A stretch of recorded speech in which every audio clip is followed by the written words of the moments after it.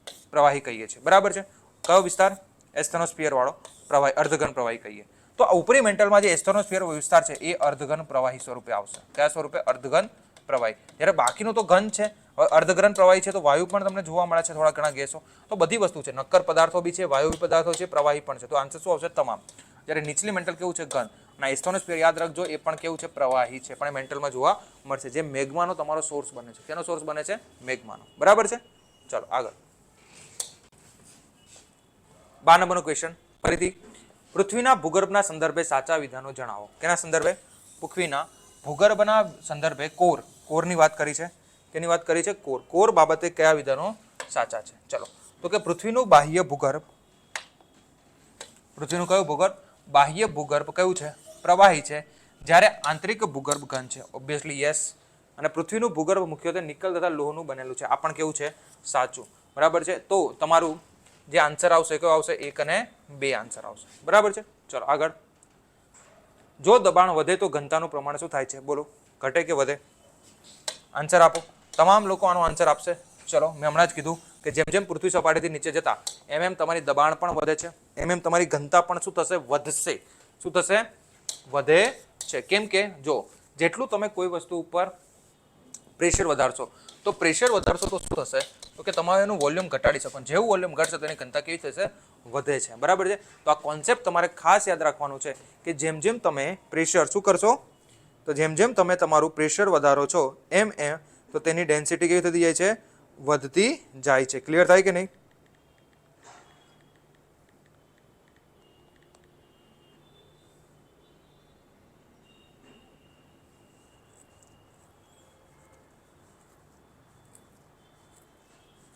ચલો ડન.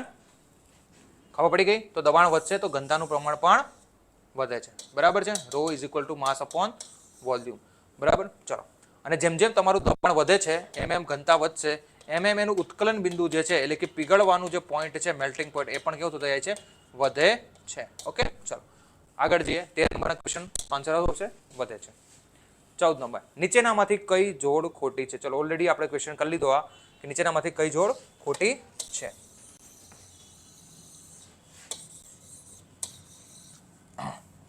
તો આનો આન્સર શું હતો? તો કે આનો આન્સર હતો તમારો, ચલો બોલો, આનો આન્સર શું આવશે? મોહો ક્યાં આવશે? બોલો, મોહો કોની વચ્ચે આવશે?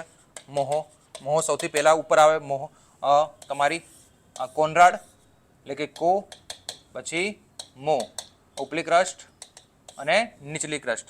તો મોહો કોનરાડ કોની વચ્ચે આવશે? ઉપલી ક્રસ્ટ પ્લસ નીચલી ક્રસ્ટ. ચલો, મોહો, નીચલી ક્રસ્ટ અને ઉપલી મેન્ટલ. રેપિટી, ઉપરી મેન્ટલ અને નીચલી મેન્ટલ. ગુટેનબર્ગ, નીચલી મેન્ટલ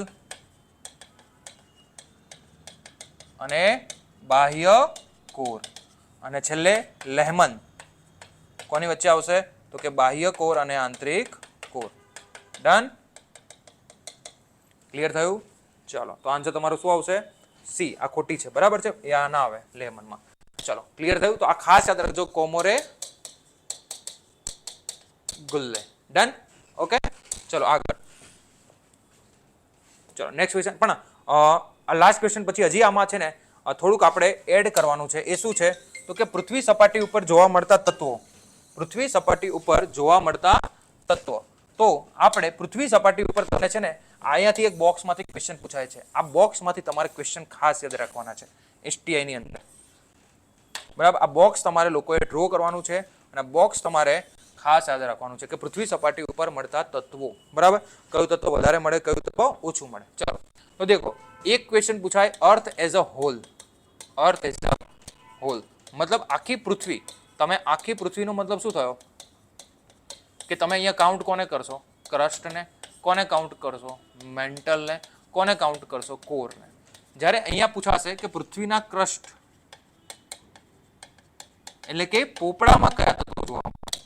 ખાલી કયા તત્વો વધારે છે અને કયા તત્વો ઓછા છે? પૃથ્વીના ક્યાંય? ખાલી પોપડાની અંદર. ચલો બનાવતા તમે ડ્રો કરતા રહેજો. અર્થ એઝ અ ફોલ પાક્કું સૌથી વધારે જે તત્વ આવશે એ સૌથી પહેલા નંબરે છે આયન. તો જો સૌથી વધારે તમને પૂછાય સૌથી વધુ આખા પૃથ્વી ઉપર તો કયું આવે છે? આયન આવે છે. બરાબર છે, સૌથી વધારે. પછી O2 તમને જોવા મળશે, સિલિકોન છે, મેગ્નેશિયમ છે, સલ્ફર છે, નિકલ છે, કેલ્શિયમ છે અને એલ્યુમિનિયમ છે. કયું આવશે? એલ્યુમિનિયમ. બરાબર છે. તો આયન સૌથી વધારે છે આખા પૃથ્વીમાં. તો ક્વેશ્ચન પૂછાય કે અર્થ એઝ અ હોલમાં સૌથી વધારે તત્વ કયું છે? તો કયું? આયન આવે. અને અર્થ એઝ અ ક્રસ્ટ ખાલી પોપડામાં પૂછાય તો સૌથી વધુ તત્વ પહેલા ઓક્સિજન આવે. જો ઓક્સિજન ઓપ્શન ના આપેલો હોય તો ઓબ્વિયસલી સિલિકોન આવશે. કયું હોય? સિલિકોન. અને જો સિલિકોન ઓપ્શન ના હોય તો ત્રીજા નંબર કયું હોય? એલ્યુમિનિયમ. એલ્યુમિનિયમ. બરાબર છે. પછી તમને આયન જોવા મળશે, પછી તમને કેલ્શિયમ જોવા મળશે, પછી તમને મેગ્નેશિયમ જોવા મળશે, નિકલ જોવા મળશે અને પોટેશિયમ. કયું જોવા મળશે? પોટેશિયમ જોવા મળશે. તો આ બોક્સ તમારે ખાસ યાદ રાખવાનું છે કે જેની અંદર તમને જો અર્થ આખા પૃથ્વીમાં પૂછાય તો આયન સૌથી કેવું છે? વધુ. અને પૃથ્વીના ક્રસ્ટમાં પૂછાય પૃથ્વીની આંતરિક રેન્જમાં ક્વેશ્ચન તો ઓક્સિજન આવશે, ઓક્સિજન ના હોય તો સિલિકોન આવશે. ક્લિયર થયું? તો આ રીતે તમારે જે છે આ બોક્સ અને કોમોરે ગુલ્લે અને ક્રસ્ટ, મેન્ટલ અને કોર અને એસ્થેનોસ્ફિયર. હું તમને પૂછું કે મેન્ટલનો કયો વિસ્તાર એસ્થેનોસ્ફિયરમાં આવશે? તો ઉપરી મેન્ટલનો. અથવા એસ્થેનોસ્ફિયર ક્યાં આવેલું છે? તો કે એસ્થેનોસ્ફિયર જે છે એ તમારું ઉપરી મેન્ટલમાં આવેલું છે. કેવો વિસ્તાર છે? તો કે નબળો વિસ્તાર છે. કેમ નબળો છે? તો કે અર્ધઘન પ્રવાહી જોવા મળે છે. તો આટલી વસ્તુ તમારે આ ચેપ્ટરની અંદર એટલે કે પૃથ્વીની આંતરિક સંરચનામાં કરવાની છે. ક્લિયર થયું કે નહીં? સમજણ પડી? તો આ તમારા 14 ક્વેશ્ચન અને આપણે જે થિયરી કરી અને તમારે બુકમાંથી રિવાઇઝ કરી અને PYQ આપણે જે સોલ્વ કર્યા એને ફરીથી એકવાર જોવાના છે. એટલે આ તમારો ટોપિક કેવો થઈ જાય? ક્લિયર થઈ જાય. અને જો એક્ઝામમાંથી ક્વેશ્ચન આવડે તો આપણને આરામથી આવડી જાય. ક્લિયર થયું કે નહીં? છતાં પણ તમારો જો કોઈ ડાઉટ હોય તો તમે તમારા ડાઉટને કોમેન્ટ સેક્શનમાં જણાવજો. હું તમારા એનો આન્સર આપીશ. ક્લિયર થયું? ચાલો. તો હવે આપણે નેક્સ્ટ સેશનની અંદર આપણો જે ચોથો ટોપિક છે તેને લઈને મળશું. તેની સૌથી પહેલાં જો તમે યુટ્યુબને હજી સુધી DICSને સબસ્ક્રાઇબ ના કરી હોય તો હમણાં સબસ્ક્રાઇબ કરી દો. બરાબર. ટેલિગ્રામ જોઈન કરી શકો છો, ઇન્સ્ટાગ્રામ ઉપર ફોલો કરી શકો છો, એપ્લિકેશન મેળવવા માટે પ્લે સ્ટોર ઉપર જઈ શકો છો, ફેસબુક અને નંબર ઉપર જઈ અને તમે વધારે માહિતી મેળવી શકો છો. બરાબર છે. તો આપણે જિયોગ્રાફીના પર્ટિક્યુલર ટોપિક વાઇઝને પ્રશ્નોત્તરી રૂપે જોવાના છે છેલ્લે સુધી. બરાબર છે. તો તમામ લોકોને કહેવાય કે હું આશા રાખું છું કે તમામ જે લોકો પણ આપણી સાથે જોડાયેલા છે અને જોવે છે કે છેલ્લે સુધી તમામ વિડીયોને સરખા જોશે અને કોમેન્ટ કરી અને પોતાના અભિપ્રાયો દર્શાવશે. ચલો, ક્લિયર થયું? ચલો, તો મળીએ આપણે નેક્સ્ટ ટોપિક સાથે. ત્યાં સુધી તમારો તમામનો જે છે એ ધન્યવાદ.